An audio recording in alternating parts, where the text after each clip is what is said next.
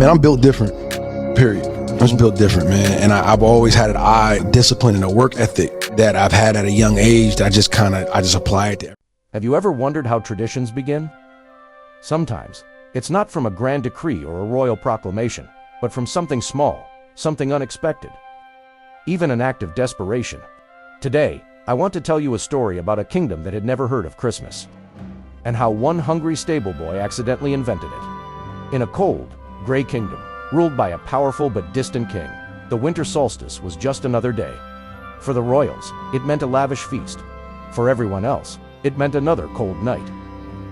Our story begins with a young boy named Finn, an orphan. Finn worked in the royal stables, his only friends, the horses he tended. His stomach rumbled constantly, a hollow ache that the meager rations could never fill. One year, the winter was especially harsh. The wind howled through the cracks in the stable walls, and Finn's hunger was sharper than ever. From the stables, he could smell the incredible aromas wafting from the castle kitchen: roast goose, spiced pies, and warm bread. The king's solstice feast was being prepared. A mountain of food for just a handful of people. An idea, born of desperation, sparked in Finn's mind. He wasn't a thief, but hunger can make you do things you never thought you would. Under the cloak of a moonless night, Finn crept from the stables towards the castle.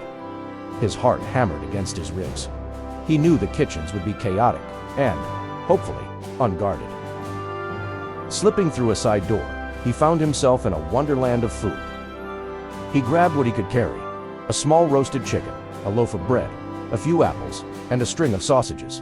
He even snagged a few forgotten gingerbread cookies, shaped like little men. He wrapped it all in a spare sackcloth and scurried back to the stables, his conscience warring with the joy of his prize. Back in the warmth of the hayloft, Finn laid out his stolen feast.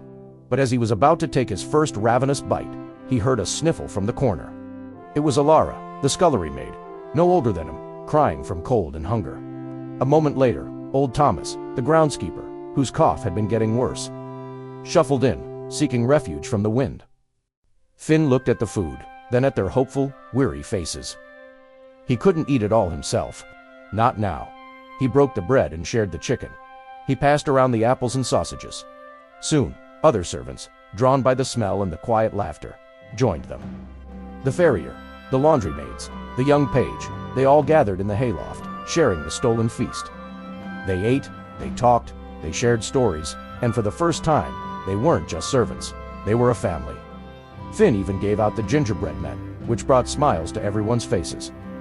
The stable, filled with the soft glow of a single lantern, felt warmer and brighter than any room in the castle.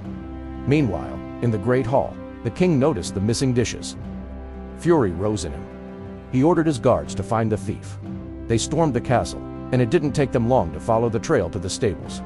They found a group of people sharing, their faces lit with a quiet joy the king had never seen. The guards brought Finn before the king. Trembling, Finn confessed everything. He expected the dungeon, or worse, but the king was silent. He had seen the scene in the stable, the simple camaraderie, the genuine happiness over a shared meal. It was a warmth his grand, silent feast completely lacked. His banquet was about status. Theirs was about connection. The king, in a moment of profound clarity, didn't punish Finn. Instead, he made a decree. From that day forward, the winter solstice would be a time for everyone in the kingdom to share. It's not just the royals, but every single person. He ordered that on this day each year, food from the royal kitchens would be distributed to all, and everyone would be encouraged to share what they had with their neighbors. They called it the Day of Sharing, a day to remember that kindness and community could warm the coldest winter. And so, what began as an act of theft by a hungry stable boy became the kingdom's most beloved tradition. It evolved over the years, with gift-giving and decorations added, but at its heart, it was always about what Finn and the others discovered in that stable, that the greatest feast is the one you share. If you enjoyed this story, don't forget to like, subscribe, and hit that bell icon so you don't miss our next video. In conclusion, end of transmission. Reality will now resume. Man, I'm built different, period. I'm just built different, man. And I've always had an eye, discipline, and a work ethic that I've had at a young age that I just kind of